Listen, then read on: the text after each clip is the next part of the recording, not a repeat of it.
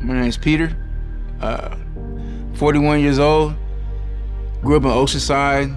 I have 3 kids, my 11-year-old daughter, Karina, my twin boys, they're 4, Junior and Micah, and my kids through marriage, Melissa, she's 24, and Caleb, he's 22, and then my wife, Tamika.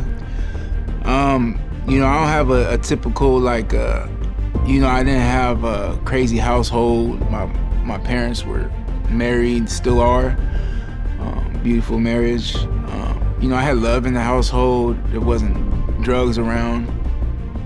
But I say that to say just how much stronger the current of the world is, because even though I had that stability at the house, growing up in Oceanside at the time, it was rampant. There was gangs, and there was a lot of stuff going down, and you were kind of involved in that, walking out the door. I was looking for something. I was looking for a purpose. I wasn't good at sports. Any sports I ever did, I quit. And then along came the homies, and they didn't care if I was big. If I was willing to do what everybody else was doing and do it good, then I was accepted. And that's what kind of got me into the gang life. And it was just that love of that. It was the love that I didn't get at home because I have no camaraderie with a brother, with a sibling. And then I found my brotherhood. I always had God in my life and in my on my conscience. And it might sound kind of crazy, but even out there doing illegal stuff, I would pray. And it kind of sounds like twisted, but I think God works in mysterious ways, and even throughout all that craziness, he was still on my mind, and he was working in me. I just, I wasn't ready myself to make the decision. I think one specific thing for me that I could say was I need to surrender.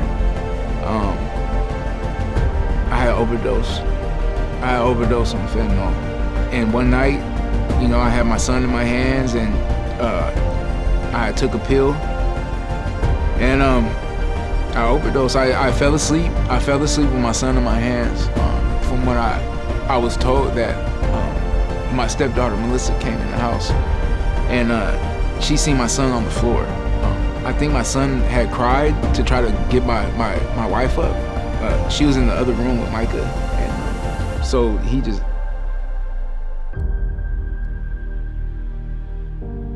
probably just ended up crying himself back to sleep. My wife's 5'1", I'm 6 foot 250. She had to pull me off the couch, and pretty much give me CPR, bang my chest, and I came to when the paramedics came in. And so selfish to me, right, of this addiction. I was mad when I woke up. I was mad that I was good. I thought I was good. I just didn't realize that I just had got CPR done and I was almost died. But after I overdosed, and then when I decided to surrender, I wasn't really afraid anymore. I felt like I knew that I had a place and I had a purpose, and I didn't have to live in fear and stepping into that purpose. Wherever God was taking me or calling me, there was no more hesitation. Even if I do have a hesitation now, I still go where God's calling me. I was just talking about it outside, just saying yes to God. I think that's what's changed more, the willingness to answer when He calls, and to hear Him when He calls, and to know that I have a connection with Him through the Word, and if I need an answer, it's in the Bible. Ever since surrendering, me getting, in with the leadership college, just stuff that I never would have done. Everybody goes through different things. Some people's struggle is different than the other. That doesn't make it any less. But the only constant is Jesus. in His God and His power and His forgiveness. You might not see it now, but you just stay connected and listen. It's always easiest to go with what you know. That was my thing. Like, I was always a slickster, I always knew how to get out of situations, get around situations. And I think it's when I had got, broken down to where I didn't have nothing else, I didn't have an answer for myself. I think that's when you lean on God, because there's going to be a day where you don't have the answers, and there's only one person that does. And you have to be patient, and you can't give up, and you're going to want to, maybe rely on old ways, but you keep doing the same thing, expecting different results. That's insanity. God doesn't keep track of our sins. I'm not so far from Him where I feel like I can't ask for forgiveness. It's all up and up with the Lord, and He doesn't care what you did. He's right there. He's not further from you because you lied twice and the other person lied once. No, He's right there with you no matter what you've done. We are never too far from grace.